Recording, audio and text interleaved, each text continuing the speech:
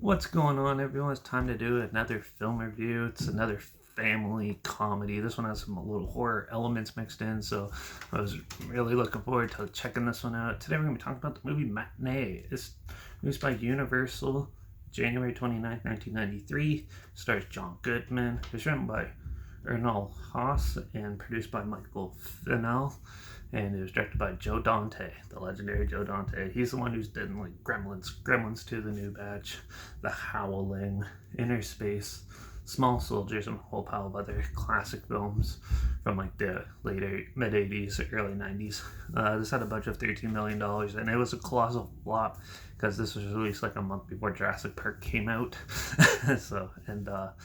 I think it's the way the story is, and that's why it didn't do well. A Matinee is it's a story of a small town movie theater in the 60s in the midst of the Cold War and that nuclear fears of what were going on. And so at this time, their films and independent films were playing like creature features from nuclear fallout. So, like in the film, there's a fake film called Mant, which is actually a cheesy B movie in itself that they made, which is actually pretty good and pretty well done. And this is part of the gimmick era. So when like the Tingler and House on Haunted Hill and stuff like that were big, they were doing gimmicks trying to get people in the seats. So John Goodman plays a film producer and a small theater owner, and he's running matinees with these cheesy monster movies for like kids and families and stuff. And so he sells at the theater for his new movie Mant, and everyone wants to check it out. So they go, and amidst the quirkiness of this, there's some like spies and espionage and some other weird links and stuff mixed in, and a lot of good. There's a lot of like war references from the '60s at the time going on, and amidst all this, John Goodman's trying to get a guy to dress up like the main character and run through the audience. And as he does, he sees his girlfriend cheat on him, and he punches the guy, and it gets into a little more craziness, and the whole thing just goes crazier and crazier as it goes on, because then the theater starts breaking and like a whole pile of crazy mishaps and stuff happen, and it's just really quirky and amusing to watch. This definitely has a good essence of like the old 1950s and early 60s B movies out there, like them and all that.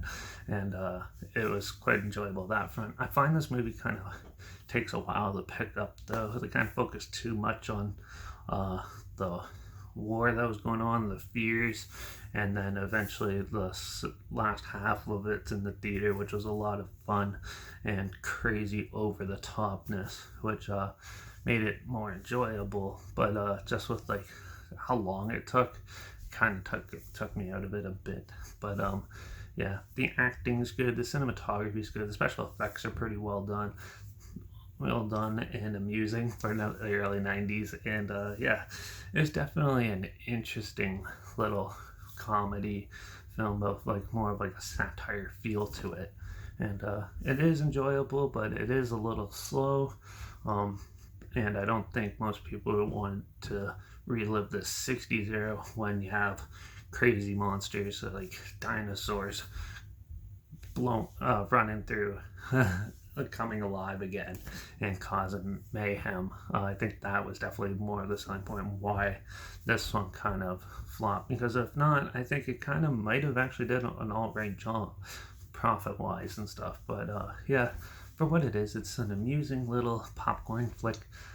Just get ready for a lot of war satire for the first like hour, and then you get into the more crazy quirkiness of the rest of the film, with some minor horror elements mixed in there. And some of the kid characters, though, were also pretty annoying, and some of them didn't even really add to the story or plot. They were just in there. So I'm going to give Matinee a 3.5 out of 5. It's an amusing movie, but some people might find it boring, others might find it a little too quirky and odd for their liking. And this is definitely made for a certain generation of people which I don't think it's it for now. So I'm not sure how well it will hold up for younger kids nowadays, but it's still an amusing film. And if you're a horror film, you like a lot of the old stuff like I do, you'll probably find this one amusing as well. So there's a trailer link down below, like always, if you want to check that out and see what I'm talking about. That's linked down below. Also link down below is my Instagram. That's where I always post clips of films and review in the future on my story. I usually have the film title hashtag and the subject of film and a hashtag, so you're aware of it. Also, make sure you like this video, like and share this video. Oh yeah, also link down below is my Letterbox and Derek P reviews. That's where I post my first star rating right after watching the film. So follow me on Instagram or Letterbox to keep up with the channel. Yeah. Like this video, share it if you really want to. Yeah, and comment your opinions of the film down below. Let me know your thoughts if you have any, and if you have any films or film franchises that you want to hear my opinions on in the future, comment those down below too. I'll try my hardest to get to them as soon as I can, and if I can find them. And don't forget to subscribe, so we find something weird, obscure, and odd, somewhat like this, that you probably never thought of checking out, or so you hear my opinions on popular films and classic films and other things as well. So make sure you subscribe, and don't forget to ring that bell, because we're going to go into another interesting, amusing early 90s comedy with Steve Miner and producers of the Ghostbusters and Chris Rock all in one movie. We're gonna be checking out the Sergeant Blinko. We'll see how that one goes in the next one. So make sure you ring that bell. And yeah, because I'm continuing on with family comedies for a while. So yeah, let's keep it up, and watch out for all those crazy film producers trying to hoax you into something weird and pointless like those old 60s gimmicks. And I guess I'll see you all in the next one. So until then, cheers.